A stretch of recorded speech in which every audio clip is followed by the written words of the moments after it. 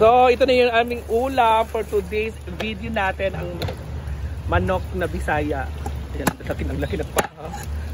Yan po yung paa ni Paloma. Ayan, ang laki ng paa ni Paloma. Ha? Ayan, kaya din po natas ano. Hello!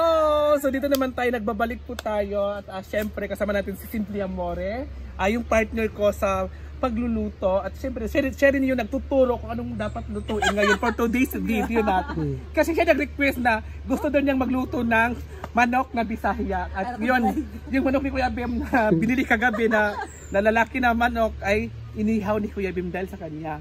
Kasi siya nag-request na, uy, ayun lang mag-ulam ng ano, ng isda. Ayun ba ito? So, tinulang manok daw. So ngayon, naghanap kami ng papaya. So dito yung papaya, akitin natin. Ito pala yung papaya. Guys, pasta guys. Sakaan makanin mo. Ito pa palang kakag. Kaditis ano?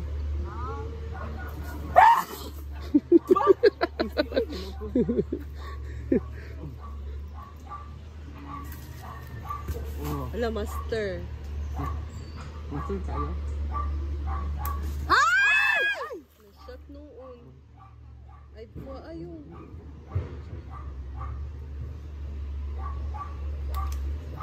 Okay na na. Tunan na. Dalawa. Dagan na kayo. Tunan na, mura na nagpasaw. Sige na. So ngayon mga ma'am, dito tayo ngayon. Sa tatlo yung piraso na ating ano. So, kailangan natin masuha yung isa. Kaputa oh.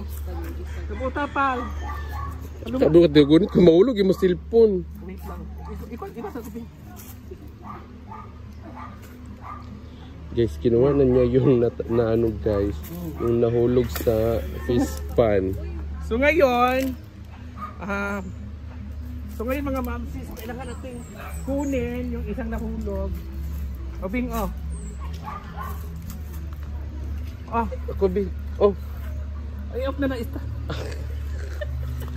Hi guys! So yan na po guys ang aming ulam for today's video natin. Ang Bisayang manok.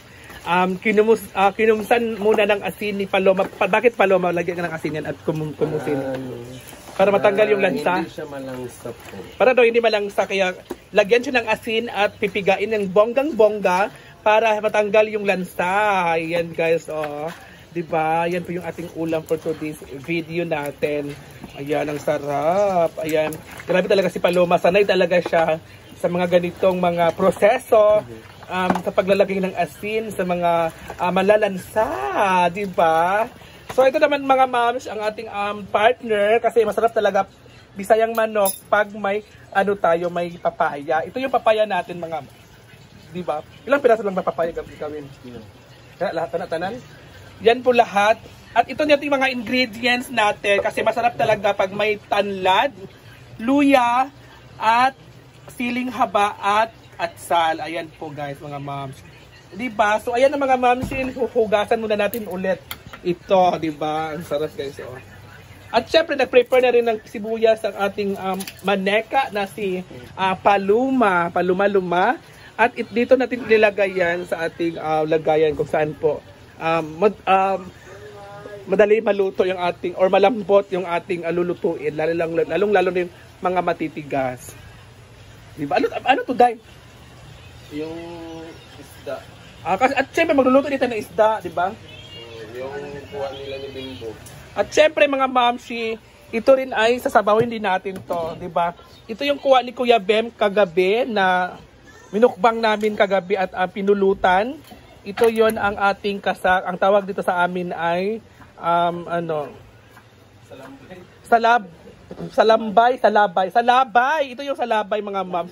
Ha? Ay lambay pala ito. Ito yung rompi.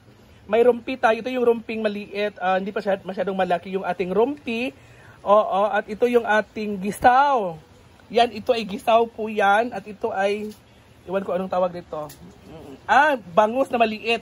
Yan po ay bangus na maliit mga moms. Diba? So, ang sarap ng ating ulam natin for today's lunch. Diba? Bakit mahaba itong tinik nito guys? Oh.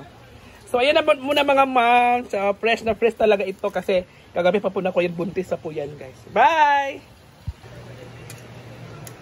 Ayan yung crabs. Ilagay na po yung crabs. Galing sa toilet. Yung crabs, oh. Ayan yung crabs guys. At syempre ito yung ano natin, itong main menu talaga natin, yung ating tinolang Bisaya na manok guys. Kumukulo na siya. Special recipe ni Paloma Luma Vlog. Anong ano diyan ano Paloma tawag diyan? Ano yung nilagay mo diyan na sobrang ma-amaze yung ating mga kumakain like mga trabahante? Ano yung nilagay mo diyan? Na specialty mo? Secret secret menu ingredients. Sunod lang daw, sunod. Yung Ha? yung yung seasoning at saka yung may seasoning ka pala. Tapos yung pawis mo, iganon mo tabi lagay mo dyan. Kasi maalat. Diba? So yan na guys. Ayan. So ayan na mga moms, ready na po yung ating ulam at kailangan talaga natin everyday para sa ating mga trabante. Kailangan nating i-prepare na yung kanilang ulam para hindi na magkagulo doon sa mesa. So ngayon si Kuya Bim po yung nag-budget ng ating tinolang manok na Bisaya. Diba? More on talaga tayo? Pepaya. naginog ng payas. So kakain na yung ating mga trabahante. Kain. Ayan po, naka-prepare po yung ating pagkain. Ayan. Ha? Okay. Kala ko kain na po. Kain. Ayan yung ating mga trabahante. Kundi na lang talaga sila kasi nga nagbawas ng tao. Oo. Ayan. Sila guys. Coke dayon day. Yan naglambay sila guys. Di aming food guys.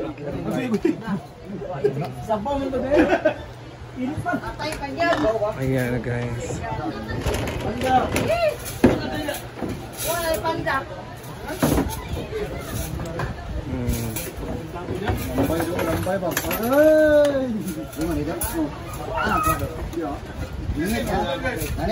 Ayan na mga momshies. Ayan. Kain po sila. Wala yan, kakaon yan. Wag yan, pagkatanin mo yan ng sabong. Tapuan yan. Wala man ka nakasalong gabi.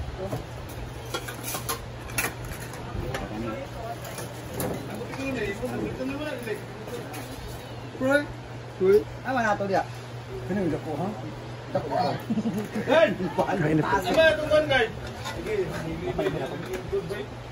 Ano ito? Hi guys! Andito na naman tayo ulit. Maki-update na naman tayo sa ating pinapagawa dito. Ay, akin! Hindi naman akin yun kay Madam yan. So ngayon, update tayo sa patapos na yung ating pinapangarap na may dito, may pool at ito ay patapos na talaga siya. So ngayon mga moms, ito yung update natin kasi nga itong natin yung 8 feet natin na pool ay medyo na siya, medyo okay na siya. Ipapakita ko muna na yung kasi yung wall niya ay tapos na talaga yung wall, yung sahig niya tapos na siya. Ang kulang na lang dyan sa mga taas-taas, mga gilid-gilid ay yung bakal ba yun o stainless. Ewan ko anong mga plano nila dito, basta yun yung kulang. At ito naman sa ating dito naman sa ating 8 feet na pool, ang pang-adult na pool ay patapos na talaga siya. Okay, yun na lang kulang isang hagdanan. So yung una sa taas ay medyo okay na siya. Dito naman lagyan ng trapal kasi nga sobrang init talaga. So dito na naman tayo mga ma'am. So dito tayo, bababa tayo dito sa ating, alam nyo, ang bilis ng trabaho ng mga bagong empleyado. Mga empleyado! Ang bilis ng kanilang trabaho kasi nga siguro ito ay kanila talagang trabaho talaga kasi sila yung masteral talaga dito kaya mabilis silang gumawa, mabilis silang magtrabaho. So ngayon ang bilis talaga. Tingnan mo kahapon pa lang ito nila ginawa pero tingnan, kita mo dito kaday. Doon ka, Day. Oh, kahit ilin-ilin, Day. Tapos yan. Ipakita mo yan. So, kahapon pa nga lang yan. Diba? Yan na yung natapos nila, diba? So, dito na sila ulit, guys. Oh. Dito na sila pataas. So, mamaya po ay i-update natin ito mamaya kung ano na talaga at hanggang saan na yung natrabaho nila. Dito naman ay ano, basta dito naman sa ano natin sa jacuzzi natin, jacuzzi ang tawag doon. Ito naman yung ating jacuzzi ay sa ilalim ay inuna talaga nila na lagyan ng tiles kasi mahirap dito sa jacuzzi trabahuin kasi susuot ka pa doon sa ilalim para ma-forma at malagyan mo ng tiles yung kanilang yung area dito. So ito mga moms, ito yung yung ano pang plano dito sa mga bubong dito naman ay okay na siya. Dito okay na talaga siya dito. Oo. So good luck na lang sa atin. Sana matapos na to kasi uulitin ko lagi. Malapit na matapos ang kanya. Malapit na matapos to at sana sa darating na anibersaryo ng ating Hinaguan Nature Farm ay marami pang blessings na dumating. Marami pang blessings na dumating at sana good luck na lang kay Brenda dito sa kanyang Hinaguan Nature Farm kasi malaking na-invest talaga niya dito sa lupa pa lang at saka sa yung ginawa niyang A-house, ginawa niya dito mga pool, function hall, ayan diba, ang dami niyang ininvest dito, ang dami niyang nilabas na pira dito para maging maganda ang kanyang Hinaguan Nature Farm. Hinaguan means pinagpaguran, pinagpawisan. Yun ang tawag doon sa kanyang hinaguan. Together with Brenda, miss talaga yan siya. So, diba? So, good luck lang sa inyong mga moms. Good luck na lang dito sa, uulitin natin, good luck na sa ating lahat. Bye! Thank you so much!